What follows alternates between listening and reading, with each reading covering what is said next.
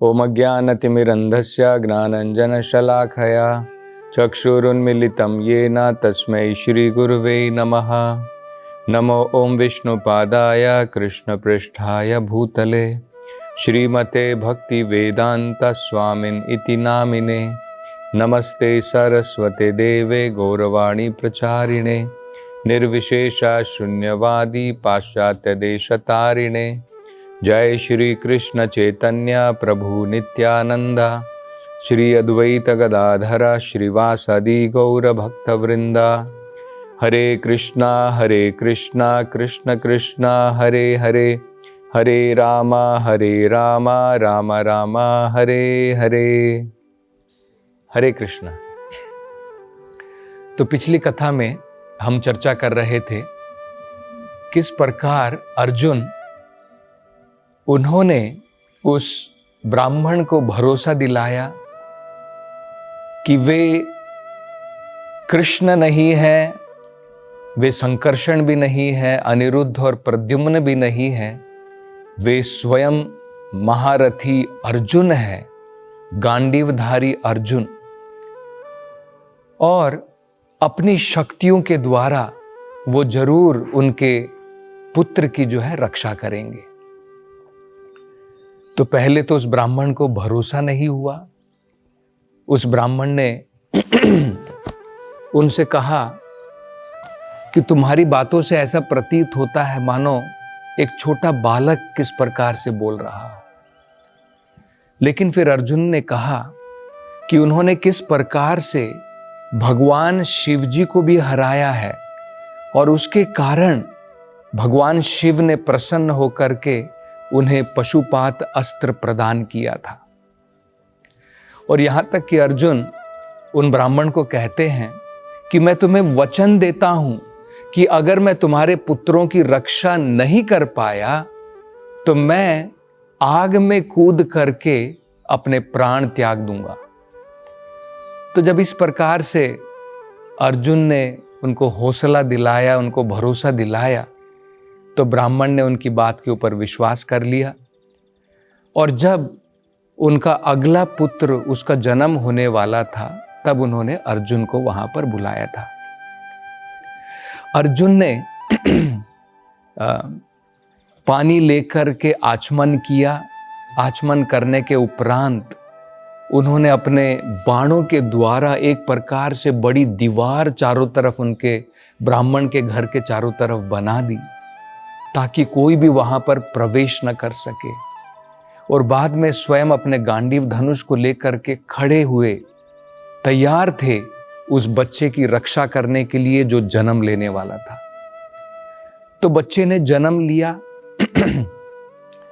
जब बच्चे ने जन्म लिया और उसके रोने की आवाज सुनाई दी तब अर्जुन वहां पर तैयार हो गए और उन्होंने सोचा कि भगवान कृष्ण और बलराम स्वयं जो है वो इस बच्चों की, इनके ब्राह्मणों के बच्चों की रक्षा नहीं कर पाए, तो लगता है बेहतर ये होगा कि मैं शिवजी की शरण में जाऊं, उनको याद करूं। हो सकता है कि उनकी कृपा के द्वारा मैं इन बच्चों की रक्षा कर सकूं। तो अर्जुन ये दर्शाना चाहते थे कि भगवान की शरण को छोड़ करके अगर हम बाकी देवी देवताओं की शरण में जाते हैं तब भी हमारा कार्य पूर्ण नहीं होता है। तो भगवत गीता में ऐसे लोगों को अल्पज्ञानी कहा गया है। तो अर्जुन यही दर्शाना चाहते थे।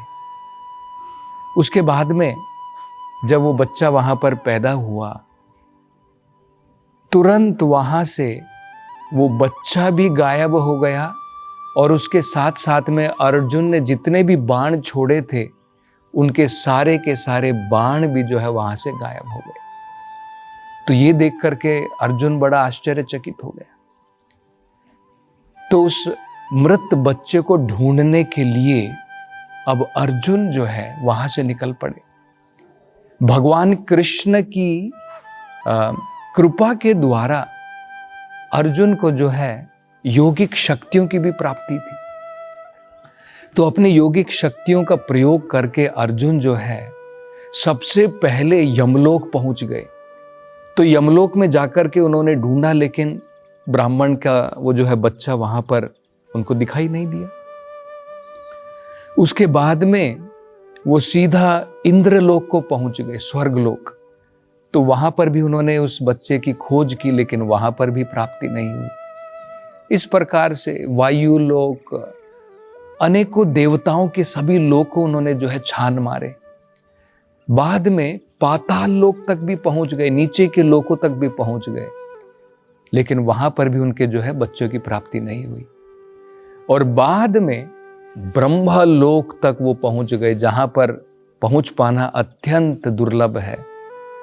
लेकिन वहां पर जाने के पश्चात भी उन्हें जो है उस बच्चे की प्राप्ति नहीं हुई।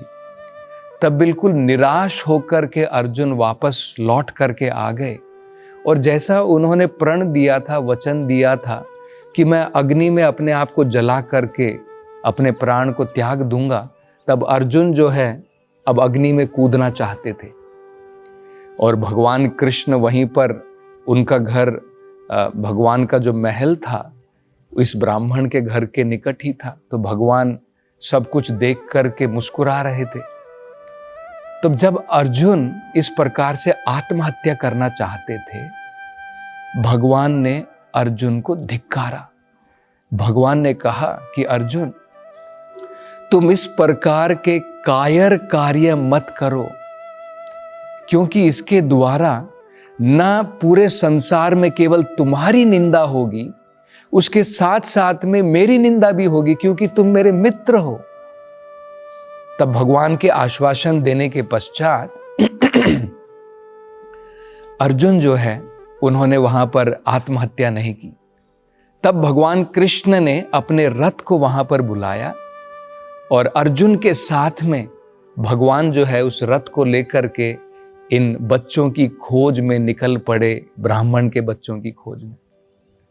भगवान के लिए तो बिल्कुल भी मुश्किल नहीं था, लेकिन भागवतम में बताया है, क्योंकि भगवान इस भौतिक संसार में एक आम व्यक्ति का पात्र निभा रहे थे। तो एक आम व्यक्ति किस प्रकार से अनेकों प्रयास करता है, भगवान इन प्रयासों का प्रदर्शन कर रहे थे।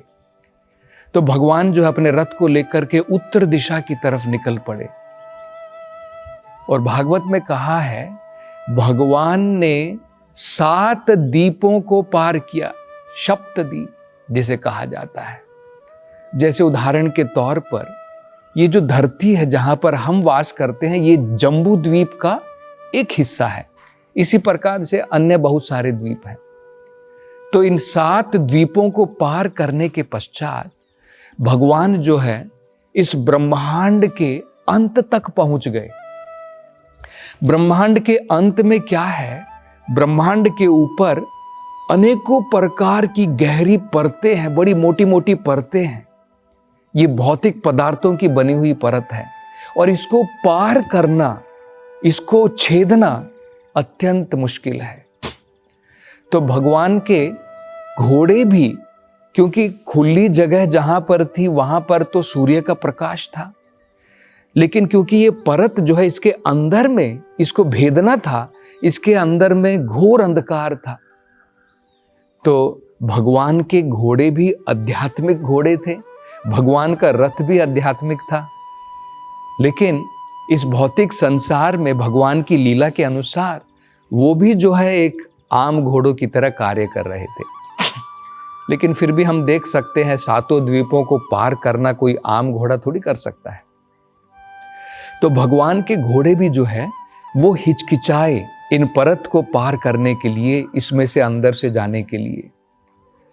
तब भगवान ने क्या किया, अपने सुदर्शन चक्र के द्वारा भगवान ने जो है इन पूरी की पूरी परतों को सूरज से भी ज्यादा, लगभग कहा जाता है करोड़ों सूरज के बराबर भगवान के सुदर्शन चक्र से जो कांति प्रकट हुई, उसके द्वारा जो है सब कुछ प्रज्वलित हो गया, और आराम से भगवान जो है इन परतों को पार कर पाए। तो ये 7 परत, ये अनेकों द्वीप और परत पार करने के पश्चात भगवान जो है अब ब्रह्म ज्योति में पहुंच गए। तो ब्रह्म ज्योति जो है उसकी कांति करोड़ों सूर्यों के बराबर है, और इसको देख करके अर्जुन की आंखें जो है चकाचौंध हो गई और उन्होंने आंखें बंद कर ली। तब भगवान कृष्ण अर्जुन को कहते हैं कि हे अर्जुन, ये जो कांति तुम देख रहे हो, जो ब्रह्म ज्योति तुम देख रहे हो, ये मेरे शरीर की प्रभा है, ये मेरे शरीर से निकलने वाली किरणें हैं, और ये आध्यात्मिक संसार से अलग है। ये जो निर्विशेषवादी होते हैं, ये इसी ब्रह्म ज्योति में जाकर के जो है लीन होना चाहते हैं। इसे अप्रकट भी कहा जाता है, अप्रत्यक्ष, मतलब जो इस भौतिक संसार में प्रकट नहीं है। ब्रह्म ज्योति जो है इस भौतिक संसार से परे है और हमें दिखाई नहीं देती है, वो आध्यात्मिक है। इसके ऊपर विष्णु लोक है। तो अर्जुन वहां पर जाते हैं और उसके बाद में भगवान ब्रह्म ज्योति को भी पार करने के पश्चात अर्जुन को विराज नदी के पास में लेकर के जाते हैं, जिसे कारण सागर भी कहा जाता है। कारण सागर उसे इसलिए कहा जाता है क्योंकि सारी भौतिक सृष्टि का कारण वहीं पर है। तो वहां पर भगवान की कृपा से अर्जुन जो है उस कारण सागर के अंदर में उसके दर्शन कर पाए, और उसके अंदर में प्रवेश करने के बाद में उन्होंने वहां पर देखा कि किस प्रकार से भगवान का सुंदर वहां पर महल है, और उस महल के अंदर में भगवान जो है अनंत शेष, उनकी शैया पर भगवान जो है वहां पर आराम कर रहे हैं, वहां पर लेटे हुए हैं। तो ये देख करके अर्जुन जो है देख रहे हैं कि भगवान जो है अनंत शेष, उनके हजारों फन हैं और बड़े ही सुंदर प्रकार से सजे हुए हैं, और भगवान की शैया का वहाँ पर वो कार्य कर रहे हैं। और वहाँ पर महाविष्णु अपनी अष्टभुजाओं के साथ में वहाँ पर उस अनंत शेष के ऊपर भगवान वहाँ पर आराम कर रहे हैं। तो भगवान कृष्ण अर्जुन को ये सिखाना चाहते थे, भगवान स्वयं कृष्ण हैं, आदि पुरुष हैं, उन्हीं के विस्तार ये महाविष्णु हैं। ये ब्रह्म संहिता में स्पष्ट रूप से बताया गया है, महाविष्णु भगवान कृष्ण के विस्तार हैं। भगवान कृष्ण विष्णु के अवतार नहीं हैं। महाविष्णु जो है वो भगवान के विस्तार हैं। यह कारणा नवजले भजति स्म योग निद्राम अनंत रोप कूपहा, मतलब ब्रह्म संहिता में बताया है कि ये जो महाविष्णु जो कारण सागर में लेटे हुए हैं, ये भगवान के कला हैं, भगवान के विस्तार हैं। लेकिन यहाँ पर भगवान जो है एक मानव का पात्र निभा रहे हैं, और अर्जुन को दर्शाना चाहते हैं कि भगवान का आदर सत्कार हमें कैसे करना चाहिए। तो तुरंत भगवान ने सबसे पहले जो है महाविष्णु को प्रणाम किया। उसको देख करके, उनको देख करके अर्जुन भी महाविष्णु को प्रणाम करते हैं। तब महाविष्णु अर्जुन और कृष्ण से ये वाक्य कहते हैं। वो कहते हैं कि हे कृष्ण और हे अर्जुन, मैं तुम दोनों को देखने के लिए अत्यंत आतुर था, अत्यंत उत्सुक था। यह बड़ा महत्वपूर्ण है, क्योंकि महाविष्णु भी कृष्ण के दर्शन करना चाहते थे। जिस प्रकार से इस संसार के अंदर में बड़े बड़े महात्मागण भगवान के दर्शन करना चाहते हैं, देवतागण भगवान के दर्शन करना चाहते हैं, ऋषिगण भगवान के दर्शन करना चाहते हैं, यहां पर हम देख सकते हैं महाविष्णु स्वयं भगवान कृष्ण के दर्शन करना चाहते थे। तो कहते हैं इसके कारण मैंने उन ब्राह्मण के सभी पुत्रों को वहां से गायब कर दिया, और वो सब यहां पर मेरे पास में प्रकट हैं। तो ये मैंने इसलिए किया क्योंकि मैं बड़ा उत्सुक था कृष्ण और अर्जुन के दर्शन करने के लिए। भगवद गीता में भी भगवान ने इस प्रकार से बताया है। भगवान ने अर्जुन को अपने विश्व रूप के दर्शन कराए। विश्व रूप के दर्शन कराने के बाद में भगवान अर्जुन से कहते हैं कि अर्जुन, इस विश्व रूप के दर्शन अत्यंत दुर्लभ है, लेकिन फिर भी विश्व रूप के दर्शन किए जा सकते हैं अगर व्यक्ति ज्ञान और तपस्या में थोड़ा बढ़ जाता है, उसमें अगर वो अग्रणी हो जाता है तो विश्व रूप के दर्शन कर सकता है। तो विश्व रूप के दर्शन करने के उपरांत भगवान ने अपने चतुर्भुज नारायण के दर्शन अर्जुन को करवाए, और वो देखने के बाद में अर्जुन बड़े शांत हो गए और बड़े ही संतुष्ट हो गए। तब भगवान कहते हैं, विश्व रूप से भी ज्यादा दुर्लभ मेरे इस चतुर्भुज के रूप के दर्शन जो है अत्यंत दुर्लभ है, और ये केवल ज्ञान और तपस्या के द्वारा नहीं किए जा सकते हैं, ये मेरी परम भक्ति के द्वारा मात्र किए जा सकते हैं। और बाद में भगवान जो है अपने चतुर्भुज रूप के पश्चात भगवान वापस अपने द्विभुज श्याम सुंदर रूप के दर्शन दोबारा अर्जुन को कराते हैं, और तब भगवान कहते हैं कि मेरे इस द्विभुज रूप के दर्शन श्याम सुंदर के रूप में भगवान कहते हैं, ये सुदुर्लभम, अत्यंत दुर्लभ है।